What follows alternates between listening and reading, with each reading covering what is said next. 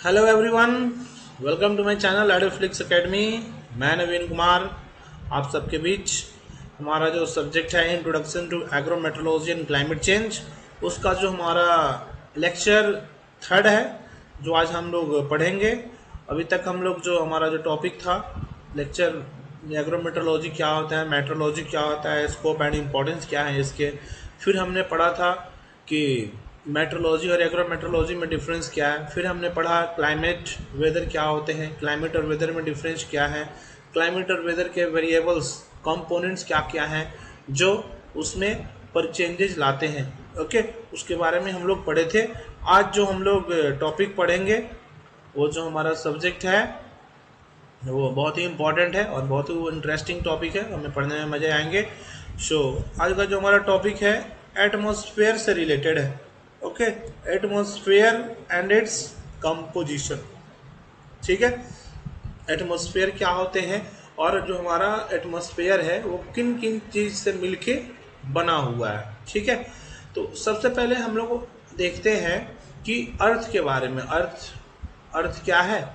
अर्थ भी हमारा earth is elliptical, दीर्घवृत्ताकार का है। ओके, एलिप्टिकल शेप में है। Earth is elliptical in shape and 3 spheres, और इसके भी फर्दर 3 स्फीयर है, सतह है। ठीक है, कौन कौन से सतह है? हाइड्रोस्फीयर है, लिथोस्फीयर है। ओके, और हमारा जो नेक्स्ट है वो कौन सा है? एटमॉस्फेयर है। Okay, atmosphere. तो हमारा जो ये हाइड्रोस्फीयर का मतलब क्या हुआ? वाटर पोर्शन, हमारे पृथ्वी के हमारे एटमॉस्फेयर जो पृथ्वी का ऐसा सतह सरफेस जो वाटर से घिरा हुआ है।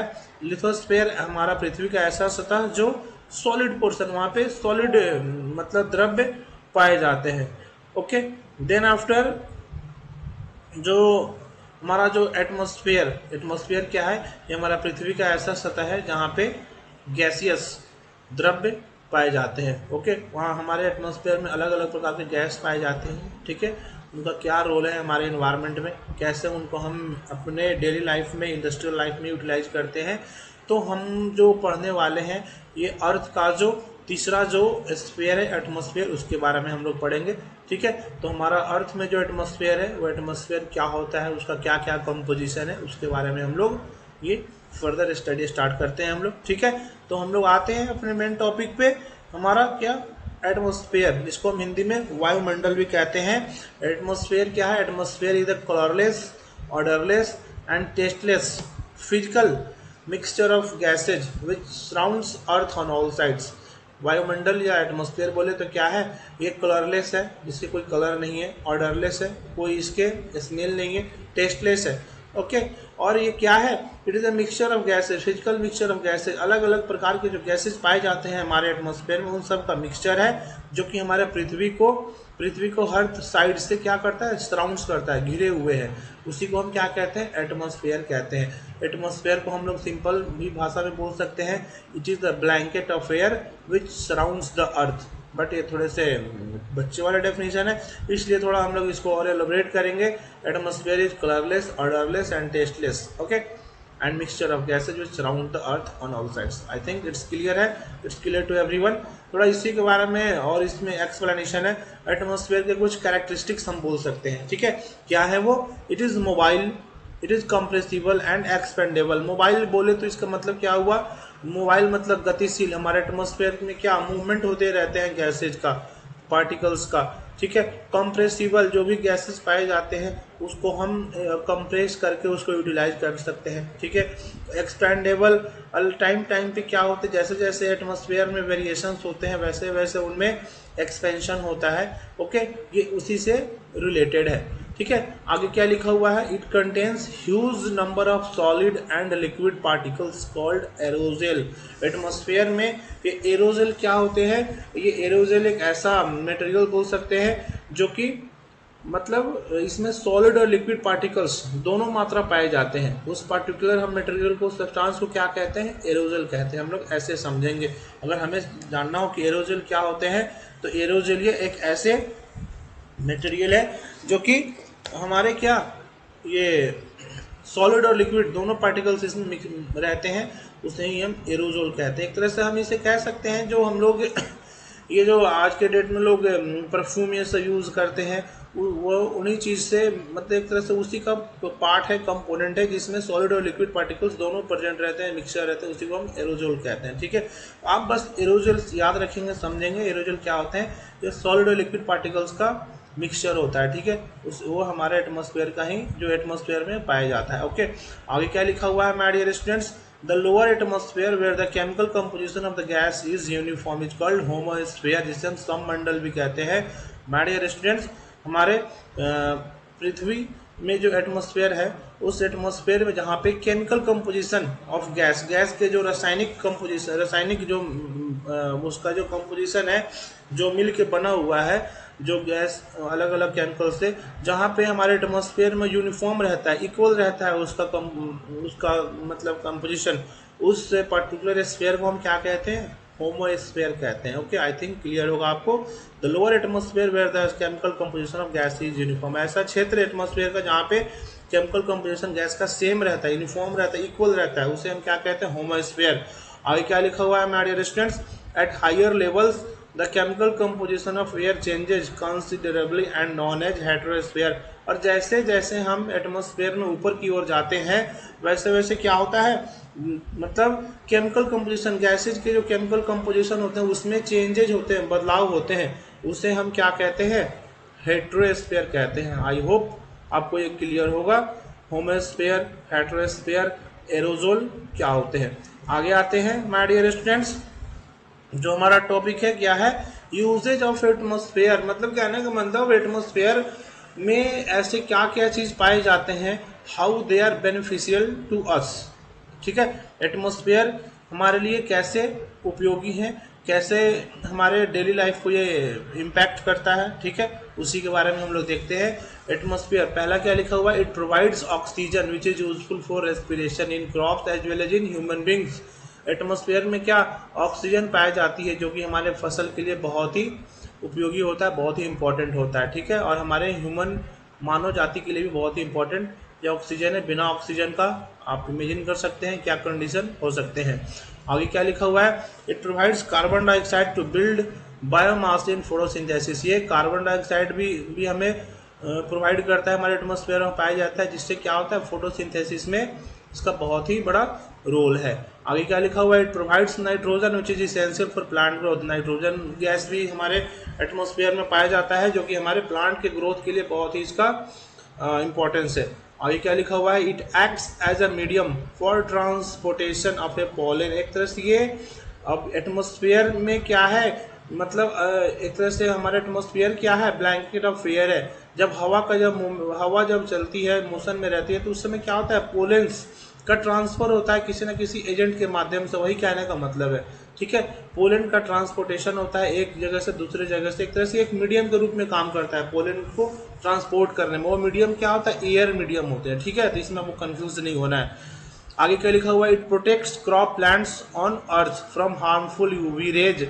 हमारे एटमॉस्फेयर में जो कुछ बहुत ही हार्मफुल रेज पाए जाते हैं, उसको क्या करता है, ये प्रोटेक्ट करता है। जब हम आगे अभी पढ़ेंगे कौन से लेयर में यूवी रेज पाए जाते हैं जो हमारे अर्थ पे उसका एंट्री को रोक देते हैं, तो वो जो यूवी रेज हमारे पृथ्वी पे ना जाके वो बीच में ही रह जाता है, जिससे क्या होता है, हमारे फसल को बच जाते हैं, किसी भी प्रकार का उनमें हानि नहीं होता है। आगे क्या लिखा हुआ है my dear students, it maintains warmth to plant life.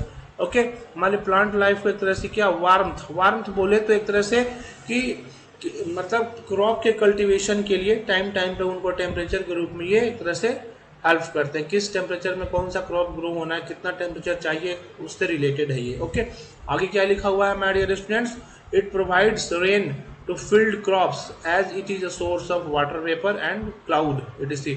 और एटमॉस्फेयर क्या है, एक तरह से ये रेन, वर्षा मतलब वर्षा रेन प्रोवाइड करता है, जो हमारे फसल के लिए बहुत ही इंपॉर्टेंट होता है। एक तरह से एटमॉस्फेयर क्या है, वाटर वेपर का, क्लाउड का सोर्स है, जो कि आप जानते भी हैं, बिना रेनफॉल का हमारा क्रॉप का कल्टीवेशन क्या रहेगा। तो ये उसी चीज को एक्सप्लेन कर रहा है माय डियर स्टूडेंट्स, एटमॉस्फेयर के क्या यूजेज है, how atmosphere is beneficial to us in our daily life, for our crop cultivation as well as for our human survival. Okay, so let's move to the next topic. जो हमारा अगला topic क्या है, as you can see here, composition of atmosphere. हमारा atmosphere जो है किन किन गैसों से मिलके बना है, कितने मात्रा में।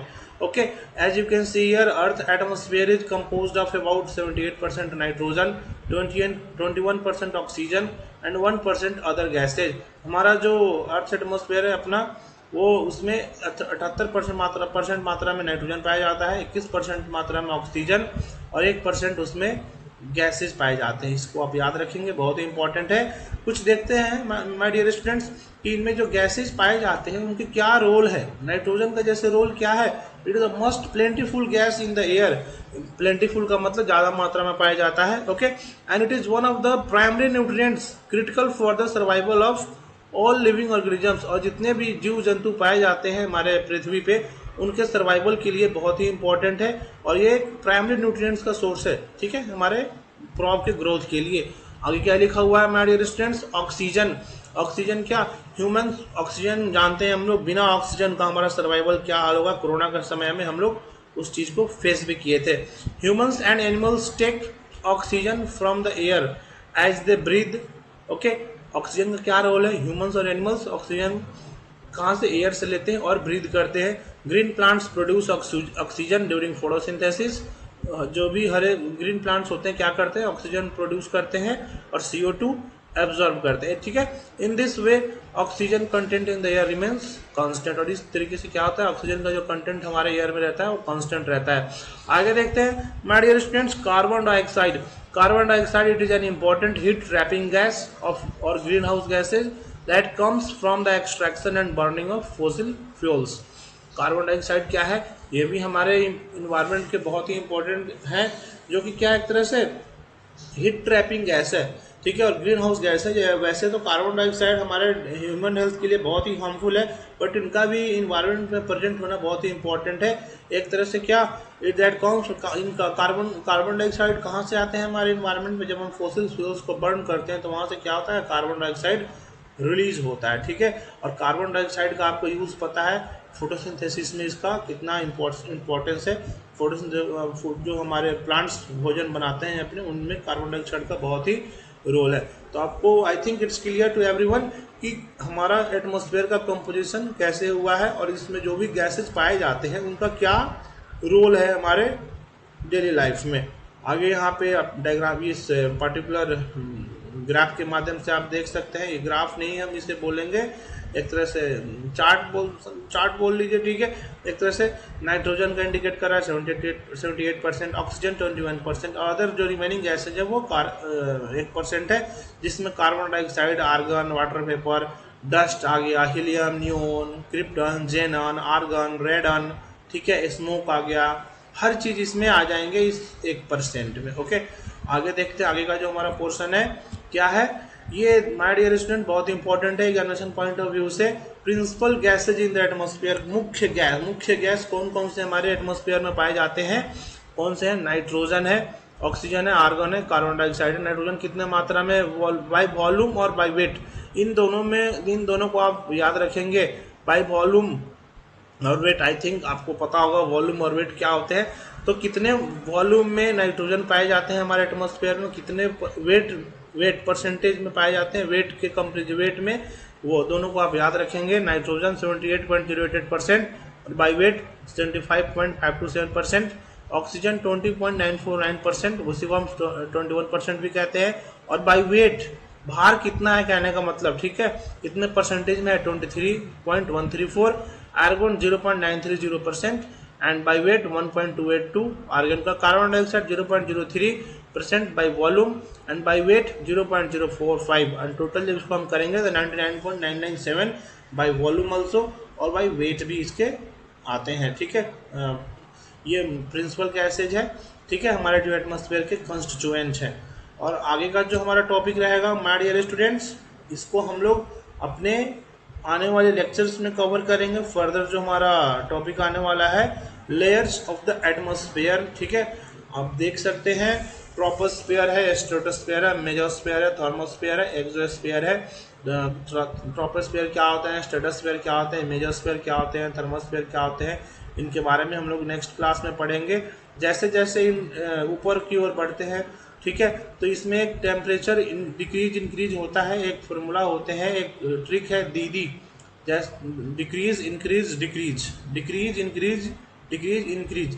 ट्रोपोस्फीयर में डिक्रीज होता है, स्ट्रेटोस्फीयर में इंक्रीज होता है, फिर मेजोस्फीयर में डिक्रीज होता है, ओके, और थर्मोस्फीयर में क्या होता है, टेम्परेचर इंक्रीज हो जाता है। तो इन चीज़ों को हम लोग नेक्स्ट क्लास में डिस्कस करेंगे, ठीक है। और अच्छा लगेगा टॉपिक आपको और पढ़ने में ये।